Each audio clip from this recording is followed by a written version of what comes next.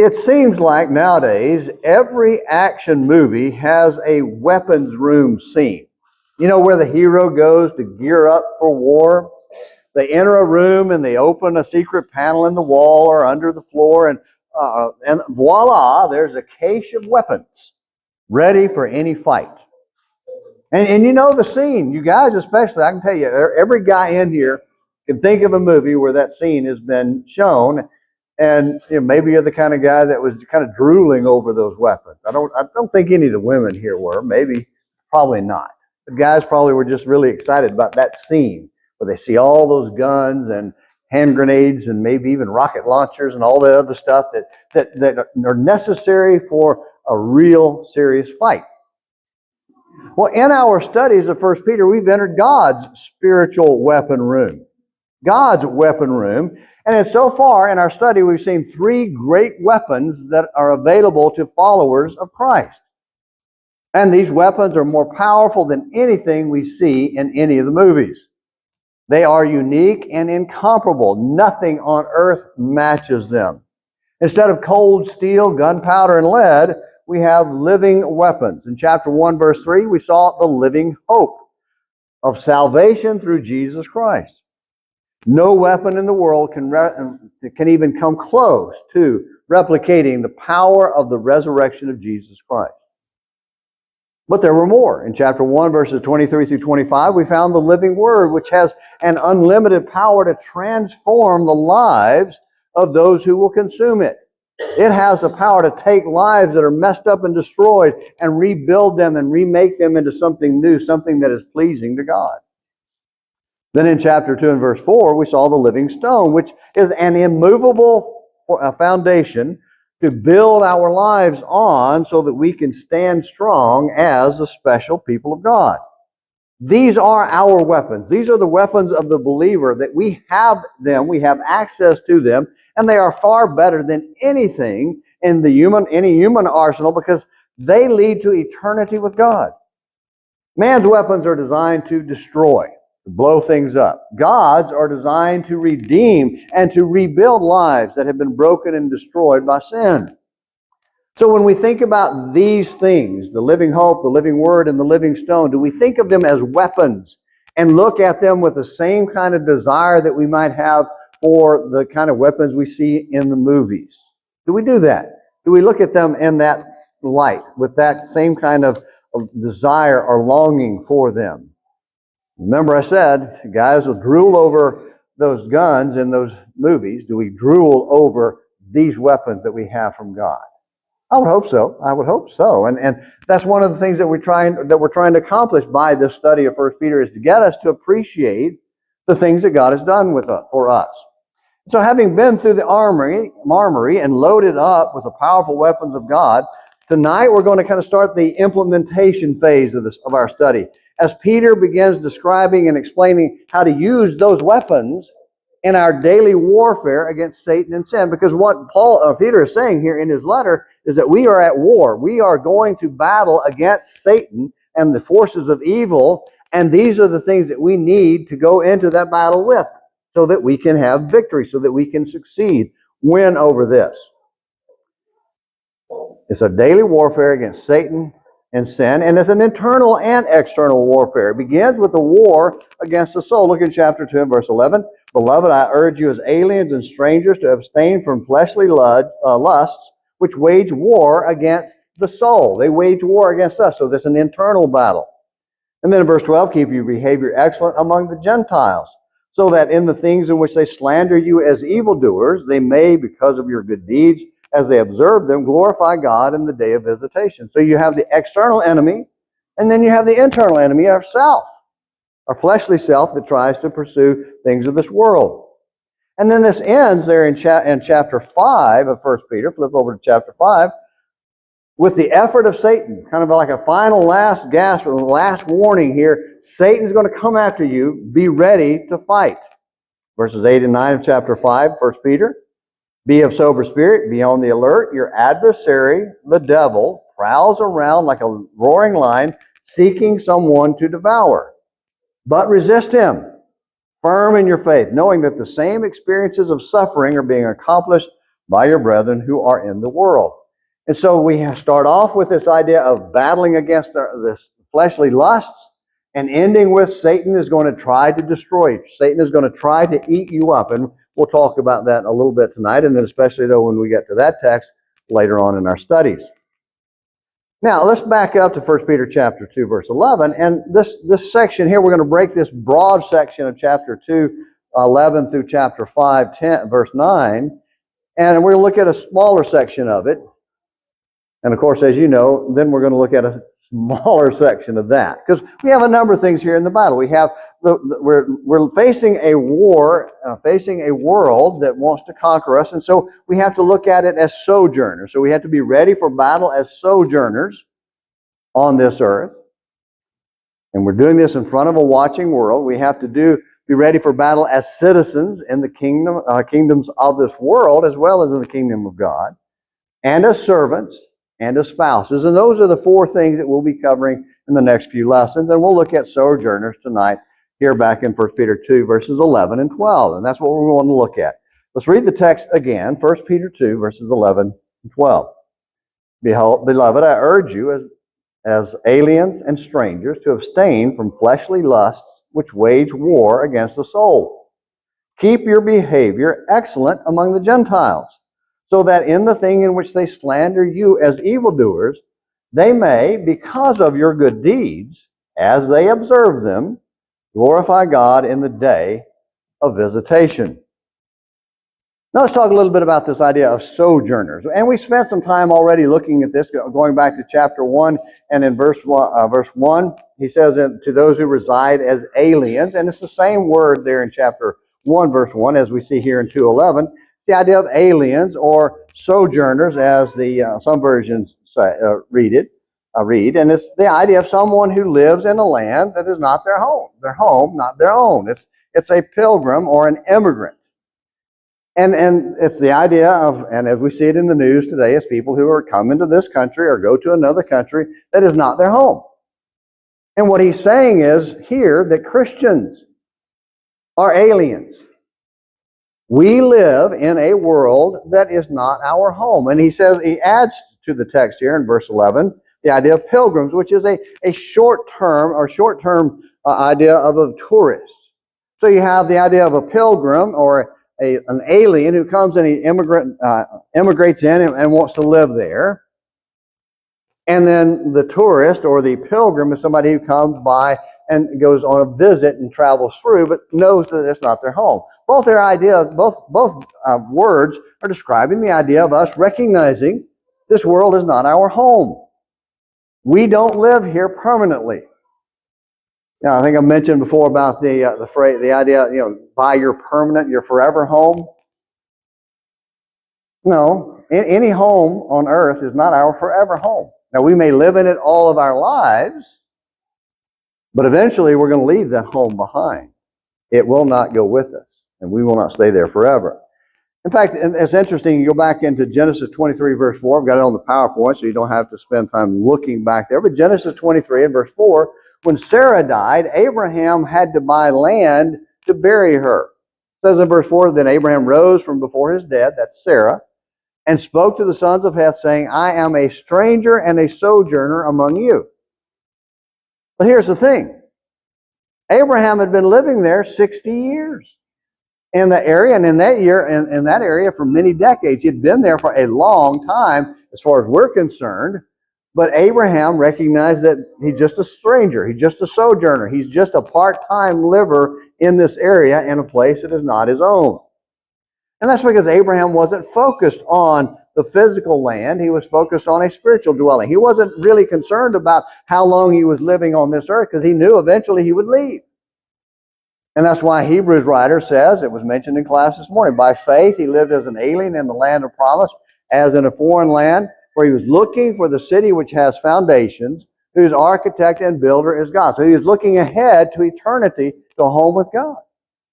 That's why he's a sojourner. He was not a person who was trapped in the idea of living here in this world. He knew it was not going to be his, even though he lived twice as long as most of us would even think about living. He knew that it was not his forever home. His focus was on the temporal land, or not on the temporal land, but the eternal land. And what we are going to learn as we work through this is that we must have that same focus. We must have that same focus to win the war against the fleshly lusts that seek to destroy our souls. What the world wants to do and what our lust wanted, what the Satan wants to happen to us is for us to get so occupied with the things that we desire, the fleshly things that we desire. Typically here, primarily the idea of immorality is the idea in the text, but it could be any kind of fleshly desire, not just sexual. And what that means then is that we have to learn to live in this world knowing it isn't our home. And we get attached to our homes, don't we? We work on them, we rebuild them, we repaint them. Guys, if you're married, you know that at some point your wife's going to come to you and say, we need to paint this. We need, they're always wanting to change something. Guys like, okay, well, if it hadn't fallen down, it's fine. Lady just looks at it and says, that needs to be a different color. I agree. You learn, guys, just learn to say that. You're right, honey. It needs to be painted. Now, if I would just learn that, then life would be a lot better. All right. We can't let the things of this world capture our hearts and minds. So we're going to point out three things from the text here. First thing is stand back from fleshly lusts. And there in verse 11, the first part of that verse, it says, the second part of the verse, in verse 11, is abstain from fleshly lusts which wage war against the soul. So we have to look at it as strangers and sojourners. We live as strangers and sojourners. Then we have to stand back from fleshly lusts. And abstain just means to refrain, to stay back or away from something that we consider dangerous. Anybody here ever gone to the Grand Canyon? Okay. All right. Did you walk out? All right. Is anybody like me?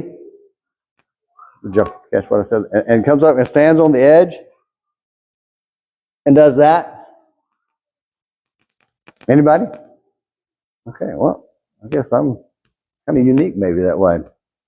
All right. Well, I have an unhealthy unfear of heights. Well, so you do that, or you go to the Empire State Building. You're not going to step out over it because we know we're not the Roadrunner. You know, in the Roadrunner cartoons, Wile E. Coyote. Wile E. Coyote gets out there and he runs off the edge, and he gets out there and stops, and looks around, looks down, and all of a sudden, as soon as he looks down and realizes he's standing on nothing, he falls. Roadrunner gets out there, stands there, looks around, turns around, and goes back the other way. That's cartoon. That's cartoon logic. It doesn't deal in reality. And so we know that there's a danger of falling from high spaces. Those places have warning signs. Stay back to keep us away from the edge. If we get too close, we could slip off and fall. I think I saw a video the other day of somebody who was on an edge of a really dangerous place and slid off. Another way of describing it is being careful with fire. Anybody ever gotten burned playing with fire? My wife's uncle was not playing with fire, but he was burning some brush in his yard one day, and he had a can of gas, and he threw the gas onto the fire to get it going faster, and it raced right back up that stream up his arm and rushed it and sent him to the hospital with severe burns. And he had to wear a sleeve on his arm for a long time because of the severity of the burns and the scarring that was the result of that. And so we're taught to stay away from these things. And that's what Paul is doing. He's urging us to stay back from the strong desire for sexual immorality and the things of the flesh. They are a dangerous enemy. They are as dangerous as fire. They will burn us and leave scars as bad as any physical fire.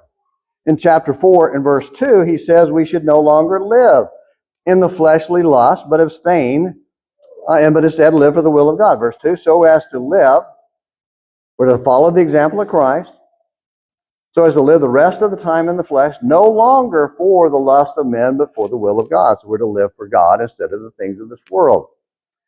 Now, thinking of this in the context of sojourners, one of our problems is that we want to blend in or fit in with the native people around us. We don't want to stand out. We want to look like everybody else. And that's okay when it comes to clothes, as long as they're decent. and language, as long as it's decent. You know, we don't. If you ever traveled to a foreign country like to England, Bob went to England recently, and so did um, um,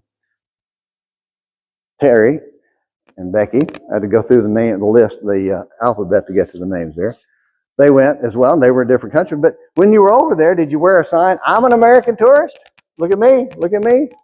No, you wear clothes that kind of blend in to the degree you can.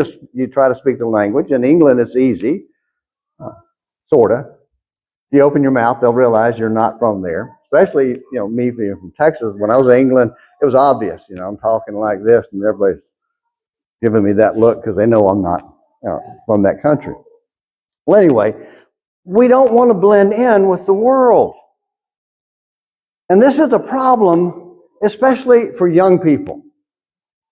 If you keep up at all with the news and what's going on in the world today, there is an overwhelming desire, effort by the world to consume young people and get them caught up in this ridiculous pursuit of sexual immorality. Where do you think? And so now, 25% of young people, supposedly, according to some surveys, are claiming to be gender neutral or claiming to be, gay because they're gay interested, because it's being promoted as the thing to do, and so they want to blend in, and they want to act like the people that are around them. And don't think for a moment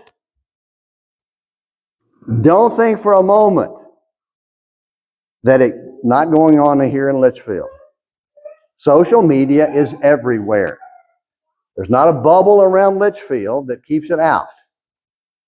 And so it's going on here, and your kids are going to have to, especially as you got teenagers or almost teens, it's going to be a problem for them. And you need to be aware of that and prepare to battle that with all your might. Because they're going to reach a point where they're going to say, Mom and Dad are no longer cool. All my buddies who are cool, and half of them think they're gay, so I need to think I'm gay. It's something you have to be prepared for and fight against. Do you hear me? Are you listening? Don't pretend it's not something that will hit your household. It can very easily. And it's not just teenagers, young people. It's old hipsters. Want to think we're still hip, and so we want to act like we're young or act like the world around us and want to blend in. So that's a struggle, a problem for every generation. But there are some customs, some ways of thinking that we simply must not learn because they serve the flesh and the fleshly lust. And so while we're here on earth, we're going to pick up some customs of the world around us. That's inevitable. But we must learn not to participate in the ones that war against the soul. Stay away from them by standing out instead of fitting in or blending in. Be willing to be the weirdo. Do you hear me again? Be willing to be that person that says, I'm not going to talk that way. I'm not going to go see that. I'm not going to consume that. I'm not going to be engaged in that. I'm simply not going to do it. Because in a sense, and I'll tell you another thing that's really bothering me is that there's the part of what's going on in society right now is what I heard called what I was calling the other day is I recently have been calling the compassion trap.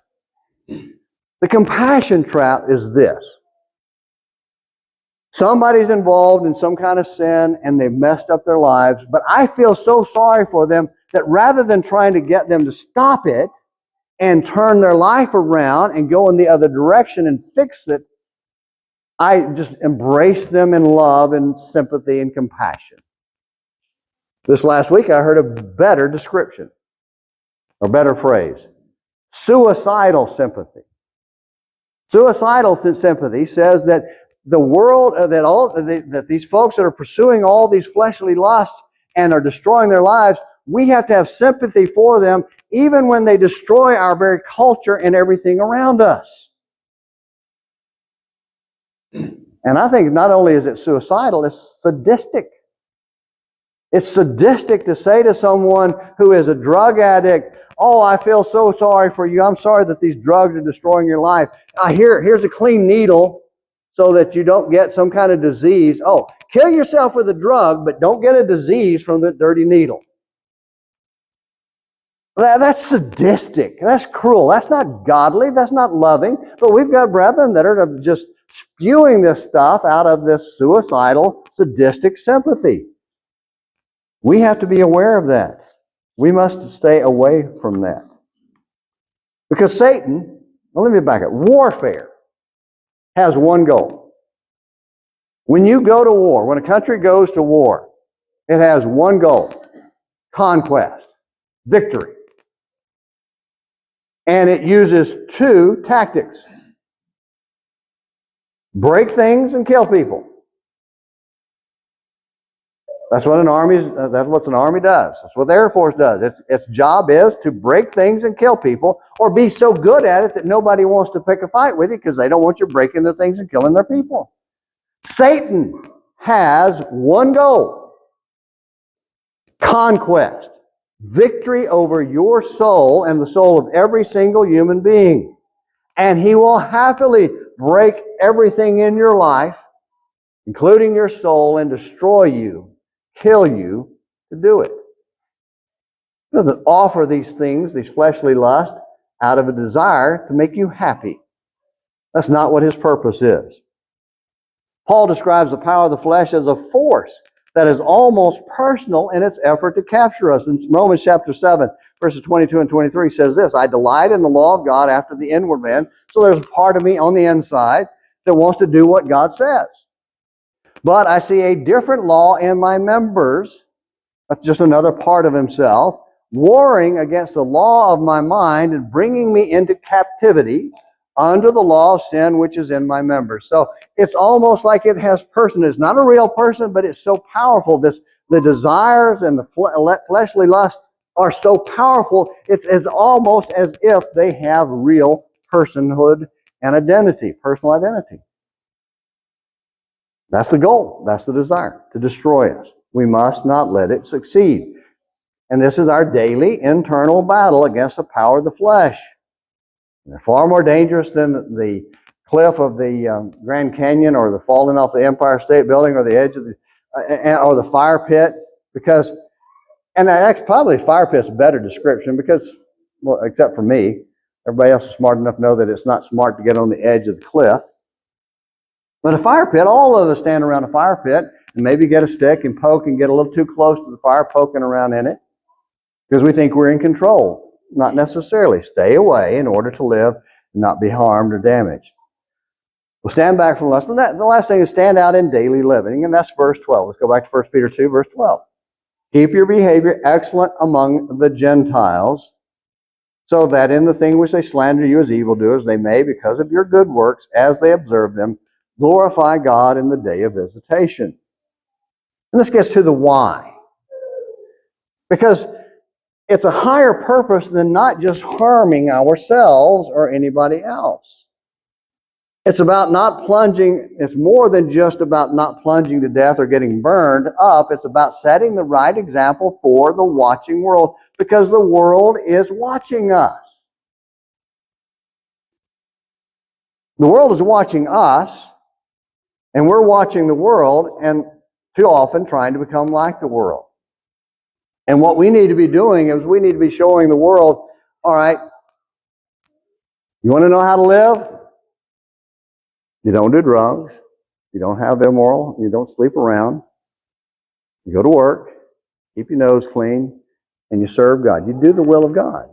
You do those things, and you're probably going to have a decently well-lived life. You do those things, you do the opposite of that, you're going to have a messed up life. And we need to show the world that not only do we not do those things, we don't encourage anybody else to do those as well. We live in an honorable manner in front of the world so that they will see that we live by a living hope and a living word and a living stone. We have those living things in our lives. And so that what happens is that when we're accused of being evil people, and we will be accused of being evil people. Right now, in the homosexual community, they require they have a, you talk about binary, they say non-binary. Well, they're binary in this respect. You either love them and accept them, or you hate them. They will not accept a middle road of, I love you, but I'm not going to accept what you do and approve of it. If you won't agree to approve of it, then you're a hater. And so we will be accused of that. And what we have to demonstrate by our lives and the way we talk to and about people is that we love them. We don't make fun of people, their problems. We don't joke about the things that happen to people because of sin. We don't find those things funny. We're not sadistic. We are compassionate people. But we're not suicidal either. We know and recognize these things have consequences, and we point them out. We must live in a way that demonstrates the transformative power of the living Word of God at work in our hearts, showing that we live by hope. And Peter was writing to people that were going to be accused of horrible things. They're going to be accused of incest. They're going to be accused of eating people, drinking blood, being atheists, unbelievers. They're going to be accused, and then they're going to be killed, arrested, their property taken away from them, and their lives frequently taken. But imagine that in some places, in fact, you don't have to imagine. I don't have a copy of this, but I've read quotes of histories of the early martyrs where guards and people that were involved in executing Christians because of their faith were converted to Christ and surrendered to be killed themselves because of the behavior of the person they were killing. Now, can you imagine that?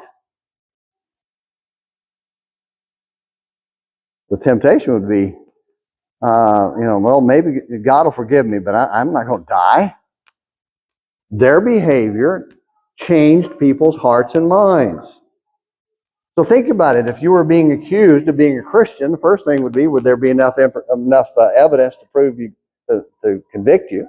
Secondly would be that if you're brought into court and you're accused of you're doing all these awful things as a Christian, and then somebody, your neighbor, coming in who's not a Christian and saying, well, wait a minute, I know him, I know her. That's a lie. This person is a good person. They would never do those kind of things that they're being accused of. That's the kind of life we have to live before the world, because it is watching us. And they will slander us. We'll talk about that in a later lesson. They'll slander us just because they hate us. But we want to make sure they have no evidence to prove what they're accusing us of. Instead, have evidence that we're good people. And then there will be people who will see it and be ashamed. Say, you're right. You're not that way. You're a good person, and I want to know what it is that you believe in so I can have that peace and that hope and that stability that you have. Hope that shines in your heart because of the living Word that has transformed your life and built it on that living stone that will stand forever. Those are our weapons. This is our, chapter 1 through chapter 1 through chapter 2, verse 10. Those are our weapons. This is who we are. Now we're going to be talking about how we live that out every day in battle against the world which wants to destroy us. Do we realize that the world is watching? I hope so. And if we realize that, what do they see? Do they see sojourners standing out by faith in God? Is that what they see? I hope that's what they see. If not, can we help you do something about that? Help you become the kind of person that when the world sees you, if they hate you, it's because you're the good person and you're a godly person, not because you're evil or wicked. We can help you be right with God tonight, whether it's to be baptized or whether it's to repent and return to God because of sin in your life that you need to make right. Or if you just need encouragement to fight the battle and get help putting these weapons together so that you can go out and go into battle and win. Let us help you do that tonight while we stand.